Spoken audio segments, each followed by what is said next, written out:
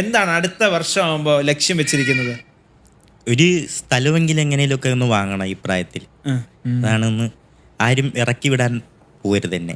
എല്ലാവർക്കും നമസ്കാരം. ഒരാൾ അപ്പുറത്തിരുന്ന് കിച്ചു അങ്ങനെ ചെയ്ത്, കിച്ചു ഇങ്ങനെ ചെയ്ത്, അങ്ങനെയാണ് കിച്ചു, ഇങ്ങനെയാണ് കിച്ചു, അവൻ വെറും കഴുപ്പണം കെട്ടവനാണ് എന്നൊക്കെ ഇരുന്ന് ഇന്റർവ്യൂ കൊടുത്ത് ഓടിക്കൊണ്ട് നടക്കുകയാണ്. ആരാണെന്ന് ഞാൻ പറയാതെ തന്നെ അറിയില്ല, റണേഴ്സ്. ഓക്കെ, എന്നാൽ കിച്ചു ഒരു പോഡ്കാസ്റ്റിൽ കുറച്ച് കാര്യങ്ങൾ വന്നിരുന്ന് പറയുന്നുണ്ട്. അവൻ്റെ ക്വാളിറ്റി അത് തന്നെയാണ്. അവൻ്റെ വളർച്ച കാണുമ്പോഴും അവനിങ്ങനെ ആൾക്കാരെ അക്സെപ്റ്റ് ചെയ്യുന്നതും കാണുമ്പോൾ മനസ്സിൻ്റെ ഉള്ളിൽ ഒരു ഒരു ഒരു ഒരു ഒരു വെപ്രാളമാണ് ചിലർക്ക്. ആരാണ് ചിലരെന്ന് ഞാൻ പറയാതെ തന്നെ അറിയാമല്ലോ. കാരണം അവനെ ജനങ്ങൾ അക്സെപ്റ്റ് ചെയ്യുന്നു, അവനെ ജനങ്ങൾ സ്വന്തം മകനെ പോലെ കാണുന്നു. കാരണം അവന് സ്വന്തം അപ്പനുമില്ല അമ്മയുമില്ല, അനാഥനാണ്. ഓക്കെ, പക്ഷെ അവൻ ഗുണ്ടയല്ല. ഓക്കെ, അതുകൊണ്ട് തന്നെ അവനെ സ്വന്തം മകനെ പോലെയും സഹോദരനെ പോലെയൊക്കെ കാണുന്ന ഒരുപാട് ആൾക്കാരുണ്ട്. ആ ഒരു സ്നേഹം അവന് കിട്ടുന്നത് കാണുമ്പം തന്നെ ചിലർക്ക് അങ്ങോട്ട് പൊട്ടുക, എന്ത് വെപ്രാളം ഇത് എന്നുള്ള രീതിയിൽ കിടന്ന് പൊട്ടി തെറിക്കുകയാണ്. അതിൻ്റെയൊക്കെ കരച്ചിൽ ഏങ്ങി കരയുന്നതൊക്കെ നമ്മൾ കാണുന്നുണ്ട്. കാണുമ്പോൾ എനിക്ക് സത്യം പറഞ്ഞ ചിരിയടുപ്പം വരുന്നത്. ഇന്റർവ്യൂ കോടി നടന്ന് കൊടുക്കുകയാണ്. പാർട്ട് 1 പാർട്ട് 2 അതിൻ്റെ ഇടയിൽ വലിച്ച് എന്നെ ഇടുന്നുണ്ട്. അപ്പം ഞാൻ എടുത്ത് റിയാക്ട് ചെയ്യും. പിന്നെ മൊത്തത്തിൽ എല്ലാവരും ഒക്കെ റിയാക്ട് ചെയ്ത് വീണ്ടും ലൈം ലൈറ്റിൽ റണേഴ്സ് തിളങ്ങുമെന്നുള്ളൊരു ഉൾക്കാഴ്ചയിലാണ് വന്ന് നിൽക്കുന്നത്. എന്തായാലും കൊള്ളാം, നല്ലത്. കിച്ചുവിനെതിരെ പറയുമ്പോൾ പ്രത്യേകിച്ച് എങ്ങനെയല്ല ഇന്റർവ്യൂ റീച്ച് ആവുമെന്ന് രേണുവിനറിയാം. നല്ലതാ രേണു, പക്ഷേ കിടന്ന് മോങ്ങിയിട്ട് കാര്യമില്ല. ആ രോദനം അങ്ങോട്ട് ഏൽക്കുന്നില്ല രേണു. സത്യം ഉള്ള കാര്യം പറയാമല്ലോ. ഞാനൊരു പോഡ്കാസ്റ്റിൽ ഒരു ഇന്റർവ്യൂ കൊടുക്കാം, കിച്ചുവിൻ്റെയാണ്. ഓക്കെ, അധികം ആൾക്കാരൊന്നും കണ്ടിട്ടില്ല, മച്ചാൻസ് വ്ളോഗിലാണ് വന്നിട്ടുള്ളത്. നമുക്കൊന്ന് കണ്ടു നോക്കാം. അപ്പോൾ കിച്ചു ഇവിടെ എത്തിയിരിക്കുകയാണ്. ഭയങ്കര സന്തോഷമുണ്ട് നമുക്ക് എല്ലാവർക്കും. കിച്ചു പറഞ്ഞോ, കിച്ചുവിന്റെ ഒരു ഇൻട്രൊഡക്ഷൻ കിച്ചുവിനെ പറ്റി പറയുകയാണെങ്കിൽ എന്തായിരിക്കും കിച്ചു? എൻ്റെ പേര് കിച്ചു, 21 വയസ്സ്. ഇപ്പം കല്യാണം കഴിക്കാൻ വേണ്ടി മുട്ടി ഇപ്പം പെട്ടെന്ന് അറിയപ്പെടണമെങ്കിൽ ഇങ്ങനെ പറഞ്ഞ പോലെ കൊല്ലം സുധിയുടെ മകനാണ്. ഇപ്പം വ്ളോഗിങ് കാര്യങ്ങളൊക്കെ ആയിട്ട് ഇങ്ങനെ പോകുന്നു. ടീഷർട്ട് ബ്രാൻഡ് അതാണ് ഞാൻ എന്തോ ഒരു സാധനം പറയാനായിട്ട് ഇങ്ങനെ വെച്ചായിരുന്നു.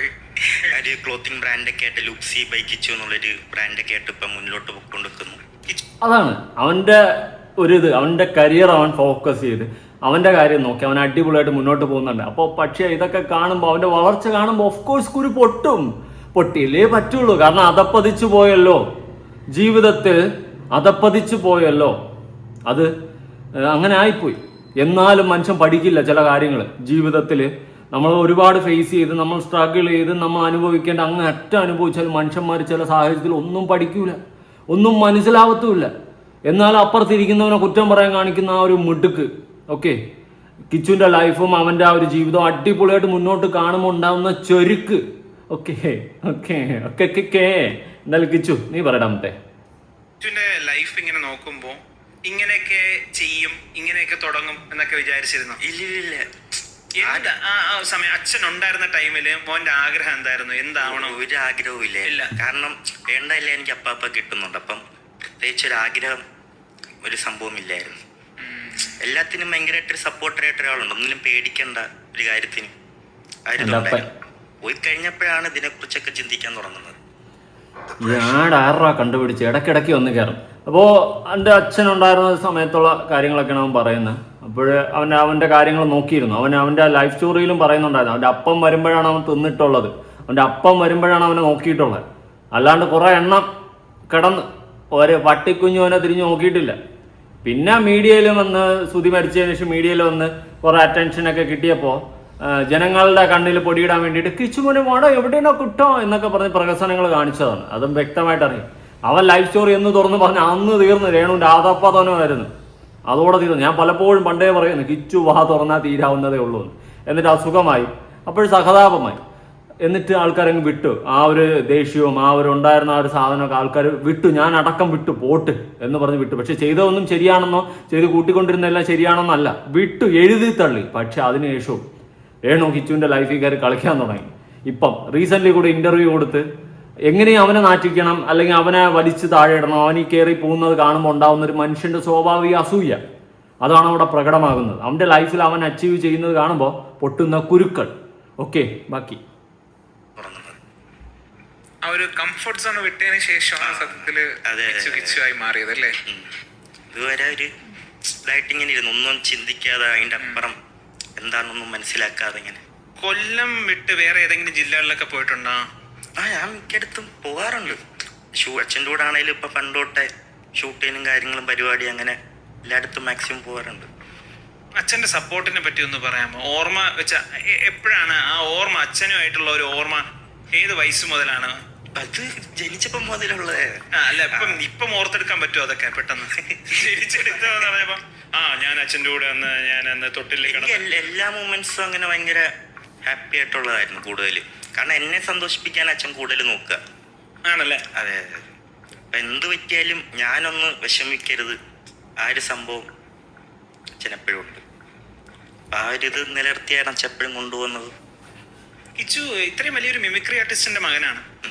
ശരിക്കും നമ്മളൊക്കെ ഭയങ്കരമായിട്ട് ചിരിച്ചിട്ടുണ്ട് അച്ഛന്റെ കുറെ കോമഡികളൊക്കെ കണ്ട് അല്ലേ? ഭയങ്കര രസമാണ്. അച്ഛൻ ജഗദീഷിനൊക്കെ കാണിക്കുന്നതൊക്കെ പെർഫെക്റ്റ് സാധനം. അച്ഛന്റെ പെർഫെക്റ്റ് ഒരു ഏതാണ് മോന് തോന്നിയിട്ടുള്ള?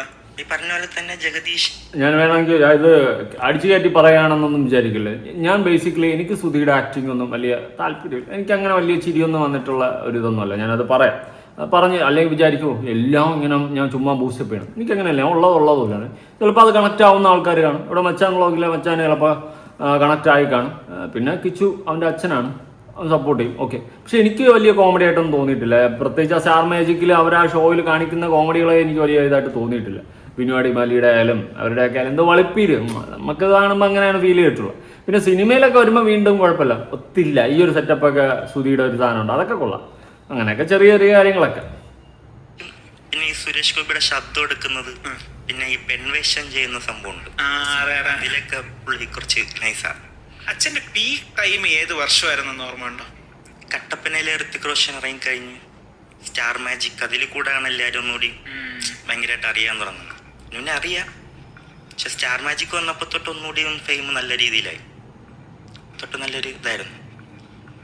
കുറെ കഷ്ടപ്പാടുകളിൽ കൂടെയൊക്കെയാണ് വന്നത്. നിങ്ങളുടെ ഫാമിലി ആയാലും അല്ലേ, ഒരുപാട് കഷ്ടപ്പാടുകളുണ്ട്, കടം, കുറെ കാര്യങ്ങൾ അല്ലേ? അത് ഒരു കൊറോണ ടൈം വന്ന സമയത്ത് ഒരുപാട് കടവായിപ്പോയി അച്ഛന്. കാരണം അന്നൊരു അച്ഛനൊരു യൂട്യൂബ് ചാനലും തുടങ്ങി, അതിനകത്ത് വെബ് സീരീസ് തുടങ്ങാന്നുള്ളൊരു പ്ലാനായി. അല്ല, ആ സമയത്തൊക്കെ ഉള്ള കാര്യങ്ങൾ ഞാൻ മുന്നേ ഒക്കെ പറഞ്ഞിട്ടുള്ളത്. വീണ്ടും അത് പറയാൻ താല്പര്യപ്പെടുന്നില്ല. അത് അന്ന് രേണു കാരണമാണോ അതെല്ലാം പറയേണ്ടി വന്നത്. ഓക്കെ, ആ ഒരു സിറ്റുവേഷൻ. കാരണം മരിച്ചുപോയ ഒരാളെ അടക്കം കുറ്റം പറയേണ്ട സിറ്റുവേഷനിൽ രേണു ഒന്നും കൊണ്ട് എത്തിച്ചിരുന്നു.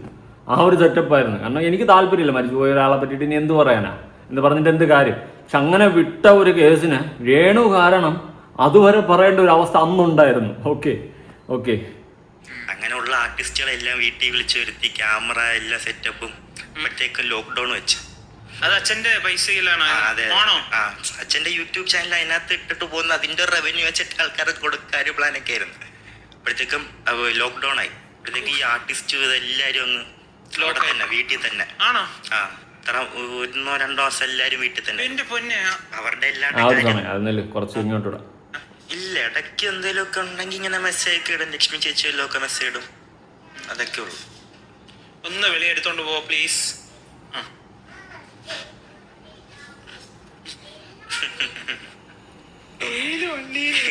പരാപരാ പൂറ്റാണ്ടിയത് നല്ല പാട്ട്. ഓക്കെ. മോനെ ഒരു വിളിക്കാറോ വല്ലതും ഉണ്ടോ?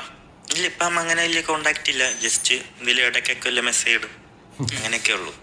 വലിയായിട്ടൊരു കോണ്ടാക്ട് ആരാ? രേണു.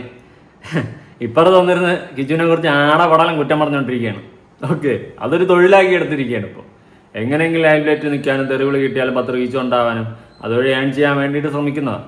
പിന്നെ അതിന് പുറമെ ഞാൻ മനസ്സിലാക്കിയൊരു കാര്യം, അസൂയ, നല്ല അസൂയ കിച്ചുവിൻ്റെ അടുത്തുണ്ട്. അവൻ വളർന്നു പോകുന്നത്, അവൻ്റെ കരിയറിൽ അവനിങ്ങനെ കയറി പോകുന്നത് കാണുമ്പോൾ സ്വാഭാവികമായിട്ട് ഒരു മനുഷ്യൻ്റെ ഉള്ളിലുണ്ടാകുന്ന അസൂയയും കുശുമ്പും ഈഗോ, ഈ സാധനങ്ങളൊക്കെ അവിടെ വർക്കൗട്ട് ആകുന്നുണ്ട്. കാരണം രേണുവിന് വിചാരിച്ചതുപോലെ എത്താൻ സാധിച്ചില്ല. ഓക്കെ, പക്ഷെ കിച്ചു ഓരോ പടിയും കയറി പോകുന്നത് കാണുമ്പോൾ ഉണ്ടാകുന്ന ഒരു അസൂയ. രേണുവിന് അസുഖമൊക്കെ മാറി വന്ന് ലൈഫിൽ നല്ല നല്ല കാര്യങ്ങൾ, നല്ല നല്ല വീഡിയോസ് ചെയ്ത് ലൈഫിൽ മുന്നോട്ട് പോകാൻ സാധിക്കട്ടെ എന്ന് പറഞ്ഞ് പ്രാർത്ഥിച്ചുകൊണ്ടിരിക്കും. അല്ലാണ്ട് വന്നിട്ട് വേക്കൂത്തുകൾ അപരാധങ്ങളും കാണിച്ച് കിച്ചുവിനെ തെറി പറഞ്ഞ് ജനങ്ങളെ വെറുപ്പിയിട്ട് ശാപം വാങ്ങിച്ച് വയ്ക്കാറ്. ഒന്നാതെ അവനെ സ്നേഹിക്കുന്ന ഒരുപാട് ജനങ്ങളുണ്ട്, അവരൊക്കെ ശപിച്ചിട്ട് പോകുന്നില്ല. എന്തിനാ ഇത്ര ശാപം വാങ്ങിച്ച് ജീവിതത്തിൽ വയ്ക്കുന്നത്? ആലോചിക്കും. ശരിക്കും ശിവനെ നമ്മൾ ഈ കാണും പോലെ ഒന്നും അല്ലല്ലേ, എൻറ്റയർലി ഡിഫറെന്റ് ആണ്. അപ്പൊ ഞാൻ നിന്റെ അടുത്ത് ഇപ്പൊ സംസാരിക്കാതിരുന്നു കഴിഞ്ഞാ, അതായത് ഒരു 2 മാസമൊക്കെ സംസാരിക്കാതിരുന്ന ടച്ച് അങ്ങ് വിടും ഉറപ്പായിട്ട്. തേക്കുമല്ലേ നീ എന്നെ? പിന്നെ ഉറപ്പായിട്ട് ഞാൻ അതങ്ങനെയാണ് അത് സംഭവം. എന്താണ് എനിക്കങ്ങനെ പേഴ്സണലി ഫീൽ ചെയ്തിട്ടില്ല. അങ്ങനെയാണെന്നുണ്ടെങ്കിൽ നമ്മള് വർഷങ്ങളോളം വിളിക്കാത്ത ഫ്രണ്ട്സിനെയൊക്കെ പിന്നെ വിളിക്കുമ്പോൾ അത് ഫ്രണ്ട്സ് അല്ലേ? ഫ്രണ്ട്സ് അതിപ്പം ചില എനിക്കും കൂട്ടുകാരുണ്ട്, ഡെയിലി വിളിക്കത്തില്ലായിരിക്കും, പക്ഷെ കാണുമ്പോ ഭയങ്കര ഒരു അങ്ങനെ എനിക്ക് ഉള്ള ഫ്രണ്ടാണ് ഹംബിൾ മ്യൂസിഷ്യൻ. അങ്ങനെ എനിക്ക് കുറച്ച് ആൾക്കാരുണ്ട്. അഭിലാഷ് വ്ളോഗർ അല്ല, എന്റെ സ്കൂൾ ഫ്രണ്ടാണ്. അവനൊക്കെ ഒരു 3-4 മാസം ടച്ചില്ലാതിരിക്കും, പക്ഷെ വിളിക്കുമ്പോഴും നമ്മൾ കറങ്ങാൻ പോവും, ടച്ച് ആയിരിക്കും. അതെ അതെ അതെ. അപ്പൊ അച്ഛൻ അങ്ങനത്തെ ഫ്രണ്ട്സ് ഇല്ലേ? അച്ഛൻ്റെ ആയിട്ടുള്ള എൻ്റെ അടുത്ത് ഒരു ഇത് കാണത്തില്ലെന്നായിരിക്കും ചിലപ്പം. കാണത്തില്ല എന്നല്ല കേട്ടോ, അവർക്ക് അവരുടെ ആയിട്ടുള്ള തിരക്ക് കാര്യങ്ങൾ കാണും. അച്ഛന്റെ ഏറ്റവും ക്ലോസ് ആയിട്ടുള്ള ഫ്രണ്ട് ആരാണ്? ഇപ്പൊ നമ്മുടെ ജെയിനെ പറഞ്ഞ പോലെ ചേച്ചിത്ത് അച്ഛൻ്റെ ഏറ്റവും ക്ലോസ് ആയിട്ടുള്ള ഫ്രണ്ട് ഞാനായിരിക്കും. ആണോ? അത് കഴിഞ്ഞ അച്ഛന്റെ വേറെ സെലിബ്രിറ്റി ഫ്രണ്ട്സ് അങ്ങനെ വല്ല? മമ്മൂക്കനോടൊപ്പം സ്റ്റാർ മാജിക്കില് എല്ലാരും അച്ഛനും അങ്ങനെ ഒരു ആളില്ല. അച്ഛന് എല്ലായിടത്തും അച്ഛൻ ഒരുപോലെ ഒരു, അല്ലാതെ ഈ പുള്ളിയെടുത്ത് ഇങ്ങനെ അങ്ങനെ ഒരു സംഭവം ഇല്ല. എല്ലായിടത്തും ഒരുപോലെ നിൽക്കുക. ഇപ്പം അച്ഛൻ ജീവിച്ചു വെച്ച ഒരു ലൈഫ്, അപ്പൊ ആ ഒരു ലൈഫിൽ നിന്ന് കിച്ചു ഇൻസ്പയർ ആയിട്ടുള്ള അല്ലെങ്കിൽ കിച്ചു മനസ്സിലാക്കിയ ഒരു സംഗതി എന്താണെന്ന് ചോദിച്ചാൽ എന്ത് പറയും? വീണ്ടും പരസ്യത്തോട് പരസ്യം. കുറെ കൊണ്ട് ലാഗുണ്ട് ഈ ഒരു വ്ളോഗ്. ഞാൻ കുറച്ച് ഭാഗം ഒന്ന് കൊടുക്കാം, അതിനുശേഷം നിങ്ങൾ പൂർണ്ണമായിട്ട് അവിടെ തന്നെ പോയി കണ്ടേ കേട്ടോ. എല്ലാം കൂടി കൊടുക്കാൻ നിന്ന് കഴിഞ്ഞാൽ ചുമ്മാ എന്തിന്, അതിൻ്റെ ആവശ്യമില്ല. ഞാൻ കുറച്ച് കൊടുക്കാം. പിന്നെ എനിക്ക് കുറച്ച് കാര്യങ്ങളും പറയാനുണ്ട്. കണ്ടപ്പോൾ ഒരു സന്തോഷമുണ്ട് അവനെ ഇങ്ങനെ പോഡ്കാസ്റ്റിലൊക്കെ വന്നിരുന്ന് ലൈഫിൽ മുന്നോട്ട് പോകുന്നതൊക്കെ കാണുമ്പോൾ നമുക്ക് സ്വാഭാവികമായിട്ട് തോന്നില്ല അവൻ രക്ഷപ്പെടട്ടെ. കാരണം അവൻ്റെ ലൈഫിൽ അവൻ ഒരുപാട് അബദ്ധങ്ങൾ ലൈഫിൽ പറ്റിയിട്ടുണ്ട്, കുറേ സാധനങ്ങൾ കാരണം. നമ്മുടെ കാര്യം നോക്കി പോവുക, അതിനകത്ത് വേറൊരു ലൈഫിലോട്ട് ഇടപെടുക, അങ്ങനത്തെ കാര്യങ്ങളൊന്നും ചെയ്യാതെ അവരുടെ കാര്യങ്ങൾ ഇടപെടാതെ നമ്മൾ നമ്മുടെ ആയിട്ടുള്ള രീതിയിൽ അങ്ങ് പോകണം. ഇതുപോലെ അഡ്വൈസ് ഒക്കെ തരുമായിരുന്നു? പറയും. ഇതിനെ പറ്റിയിട്ടാണോ പറയുന്നത്? ഞാൻ ആരെയും വിശ്വസിക്കല്ലേ, ഇങ്ങനെ പൊക്കോണം എന്നൊരു രീതിയിൽ പറയപ്പോഴും. എപ്പോഴും നമ്മൾ മാത്രമേ കാണുള്ളൂ, ഈ കാണുന്നവരാരും കൂടെ കാണില്ല സംഭവം പറയപ്പോഴും. എല്ലാവരും സുചേട്ടനെ വെച്ചിട്ടാണ് മോനെ പറയുന്നത്. സുചേട്ടന്റെ മകനാണെന്ന് നമ്മളോട് അങ്ങനെ അറിയാനാണോ ആഗ്രഹം? അതെ. കൊല്ലം സുധിയുടെ മകനെന്ന് അറിയാൻ ഭയങ്കര ഇഷ്ടം. ഇപ്പോൾ കുറേ നേരം അച്ഛൻ കാരണം നമുക്ക് മെയിൻ നമ്മൾ കണ്ടിട്ടുള്ള വ്യക്തിയെ പറ്റിയിട്ട് കൂടുതൽ അറിയാനും പോഡ്കാസ്റ്റിലൂടെ അറിയാനും ഭയങ്കര ആഗ്രഹമായിരുന്നു. ഇനി നമുക്ക് കിച്ചുവിലേക്ക് വരാം. കിച്ചുവിന്റെ ലൈഫ് നമ്മൾ കുറേ കാര്യങ്ങളൊക്കെ ഇപ്പോൾ കേട്ടറിഞ്ഞത് വെച്ചിട്ട് ശരിക്കും ഇപ്പോൾ കിച്ചു ഞാൻ ചെയ്തതൊരു തെറ്റായിപ്പോയി, എനിക്കത് ശരിയാക്കിയാൽ കൊള്ളാം എന്ന് തോന്നുന്ന വല്ല കാര്യം പറ്റാണ്? പറഞ്ഞില്ല, ആ വഴക്കുണ്ടായത് ഒരു ഭയങ്കരമായിട്ടൊരു അച്ഛനുമായിട്ടല്ല, അല്ലാതെ ഇപ്പം നോക്കുകയാണെങ്കിലും അല്ല, ഈ ഇപ്പം വ്ളോഗിങ് തുടങ്ങിയത് എനിക്ക് അല്ലെങ്കിൽ ഇങ്ങനെ ഒരു എടുത്ത് ചില സമയത്ത് തോന്നും ഇതൊന്നും വേണ്ടായിരുന്നു, വെറുതെ ആ ഒരു സംഭവം തോന്നിയിട്ടുണ്ട്. ഈ ഇതൊന്നും വന്നില്ലായിരുന്നെങ്കിൽ ഇങ്ങനെ ഒരു സംഭവം ഒന്നും ഒരു കോൺട്രവേഴ്സി ആയിട്ട് ഇങ്ങനെ ഇല്ലായിരുന്നു. അതൊക്കെ ഇങ്ങനെ വെച്ചിട്ടുണ്ട്. കോൺട്രവേഴ്സി ഉണ്ടായപ്പോഴേ ശരിക്കും ഈ സംഭവങ്ങളൊക്കെ നടന്നപ്പോൾ എനിക്ക് ചില സമയങ്ങളിൽ എനിക്ക് പെട്ടെന്ന് ഷോർട്ട് ടേം വേർഡ് വരാറുണ്ട്. ചില സമയങ്ങളിൽ ഞാൻ പറഞ്ഞത് പിന്നെ അത് ഒരു ഫ്രാക്ഷൻ ഓഫ് സെക്കൻഡ് ആണ്, ഒരു സെക്കൻഡ് ഇത്ര ടൈമിൽ നമുക്ക് കാണുള്ളൂ. അത് കൺട്രോൾ ചെയ്താൽ നമ്മൾ കൺട്രോൾ ചെയ്ത് സ്വന്തമായിട്ട് മാനേജ് ചെയ്യുന്നത്. അതെ. ഞാൻ ഈ പറയുന്നതാണ് ചില വീഡിയോസ് ഒക്കെ ഇരുന്ന് കാണും, അപ്പോൾ എനിക്കും ഭയങ്കരമായിട്ട് ഫ്രസ്ട്രേഷൻ ഒക്കെ ആവും. കാണുമ്പോഴും വിഷമം വരും ചില വീഡിയോ കാണുമ്പോൾ. അത് കുറച്ച് നേരത്തേക്ക് ആ വിഷമം കൊണ്ട് അതങ്ങ് തീരുക തീർക്കുക, അതായിരിക്കും ഏറ്റവും കൂടുതൽ നല്ലത്. സത്യം പറഞ്ഞാൽ എനിക്ക് തോന്നുന്നു, ഞാൻ കുറ്റം പറയുന്നതല്ല, എന്നാലും പരിധിവരെ ഈ മനുഷ്യന്റെ ഉള്ളിൽ അത് ഇങ്ങനെയൊക്കെ നിൽക്കുന്ന ആൾക്കാരുടെ ഉള്ളിൽ ഇങ്ങനെ വിദ്വേഷം ഉണ്ടാക്കുന്നത് ഓൺലൈൻ മീഡിയാസിന് വലിയൊരു പങ്കുണ്ടെന്ന് എനിക്ക് തോന്നിയിട്ടുണ്ട് അല്ലേ? കാരണം എന്താണെന്ന് വെച്ച് കഴിഞ്ഞാൽ അവര് ഒരു എത്തിക്സും ഇല്ലാണ്ട് ഒന്നും കറക്റ്റ് ആയിട്ട് അറിയത്തില്ല. ഒരു ജസ്റ്റ് എന്തെങ്കിലും ഒക്കെ കിട്ടിക്കഴിഞ്ഞാൽ അത് അവരുടെ ആയിട്ടുള്ള രീതിയിൽ ഇങ്ങനെ ഒരു ചെറിയൊരു സാധനമായിരിക്കും, അത് കിട്ടിയത് വലിയൊരു സംഭവം, ചെറിയൊരു വാക്ക് വലിയൊരു കഥയായി മാറുന്നത് എത്തുമ്പോഴത്തേക്ക്. അതൊക്കെയാണ് ഒരു പ്രശ്നം.